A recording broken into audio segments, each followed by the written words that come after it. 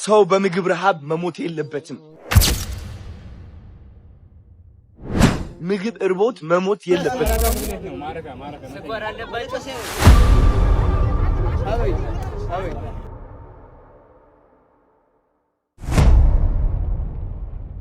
ሰው በምግብ ረሃብ መሞት የለበትም።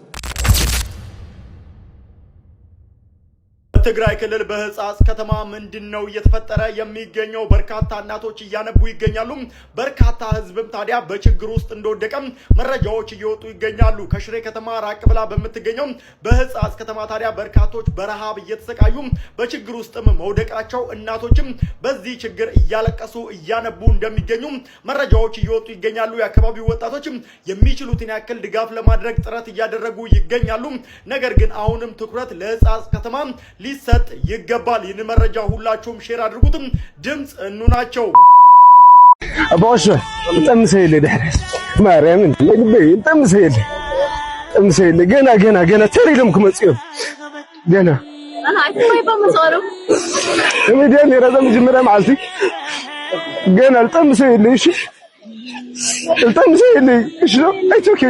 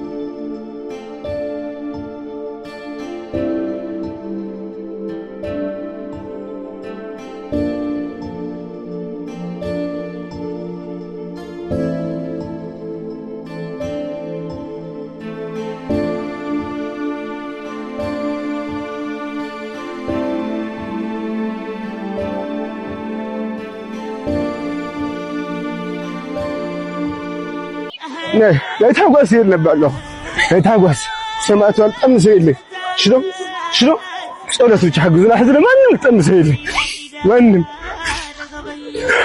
حزلكم صولت شي غنا زلطه ما كان قالي غنا بتشزا نام زياد مصخ لا معلت ما تفارختكم حزنا بصولت وجه حقزنا ايش صولت وجه حقزنا غنا بوشو تريلم كمتي غنا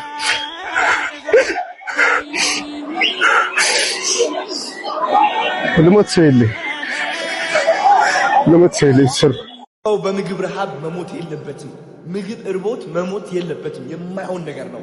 አሁን ባለንበት ዘመን፣ አሁን ባለንበት ደረጃ፣ አሁን ባለንበት ቴክኖሎጂ፣ አሁን ባለን ኔትወርክና ኮኔክሽን ማናባቱ ነው የሚሞተው። እንዴት አድርገውስ ተርቦ ይሞታሉ እኛ ሳናያቸው? ለምንድን ነው የፈዘዝነው? እውነት ለመናገር ስለ ህጻጽ ሰምታችኋል ሁላችሁም ማለት ነው። ለዛም ነው አሁንም ወደዚህ ኮሜንት ትገቡና ታላላቅ ካምፓኒዎች የምትሏቸው ታግ አድርጓቸው።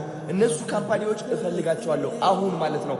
እነዚህ ሰዎች ማገዝ ነው ብላል። ህጻጽ ላይ በጣም ብዙ ሰዎች እየሞቱ ነው ያሉት። በረሃብም እየተሰቃዩ ነው ያሉት። ማልኒትሪሽን አለ። ማርያም ሳፕሊመንት ይጎላቸዋል፣ መድኃኒት ይጎላቸዋል፣ ምግብ ይጎላቸዋል፣ የሚተኙበት ቦታ። እነዚህ ነገሮች በአንዴ ማሟላት የምንችልበት ጊዜ ላይ ነው ያለነው እንዴ። ስለዚህ ነርሶች ከኔ ጋር እንድትቆሙ ፈልጋለሁ። ዶክተሮች ከኔ ጋር እንድትቆሙ ፈልጋለሁ። ፋርማሲ ካላችሁ መድኃኒት እንድትሰጡ ፈልጋለሁ። የምግብ ፋብሪካዎች ካላችሁ ምግብ እንድትሰጡ ፈልጋለሁ። አካፍል። ሁላችንም እናካፍልና እናግዛቸው።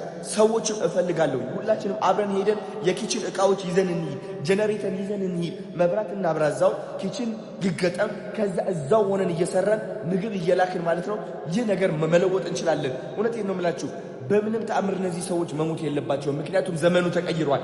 በዚህ ዘመን ሰው የሚሞት ከሆነ በረሃብ ዛሚንስ ይህ ጭካኔ ብቻ ነው እንጂ እውነት ነው የምላችሁ እኛ ሳንሰማ ቀርተን አይደለም ልንገራችሁ። ስለዚህ እባካችሁ አሁኑኑ ሕጻጽ ላይ የሞቱ ያሉ ሰዎች እንያቸው። በረሃብ እየተሰቃዩ ነው ያሉት። በጣም ነው የሚያሳዝኑት። አሁን እኔ ራሴ ወደዛ ልሄድ ነው። ወደዛ ሲሄድ ግን ብቻዬን አይደለም መሄድ የምፈልገው፣ ትራኮች ጭኜ ነው መሄድ የምፈልገው። አንዱ በምግብ፣ አንዱ በፋርማሲ እቃዎች፣ አንዱ ደግሞ የኪችን እቃዎች፣ የጄኔሬተር ሰዎች ተሰባስበን አብረን ሆያል እንሄዳለን ማለት ነው። ይህ ነው እንግዲህ ሰውነት አይደለ? ቲክቶክ ለዚህ ካልተጠቀምነው ታዲያ ለምኑ ተረፈን? ምኑ ተረፈን? ልንገራችሁ። ዝም ብዬ እኔ ዘፈን አብርቼ እንደዚህ ስል ቫይራል ከወጣው ጥቅሙ ምንድን ነው? ይሄ ሲሪየስሊ ሶ ፕሊዝ ሌትስ ዱ ኢት። እስኪ ኮሜንት ላይ ቻሌንጅ እንፍጠር። በጣም ብዙ ካምፓኒዎች ታግ እናርጋቸው። ይህ ቪዲዮ ደግሞ ሼር እናርግ። ለምናውቀው ሰው ካለ ሼር እናርግና እናዳርሰው።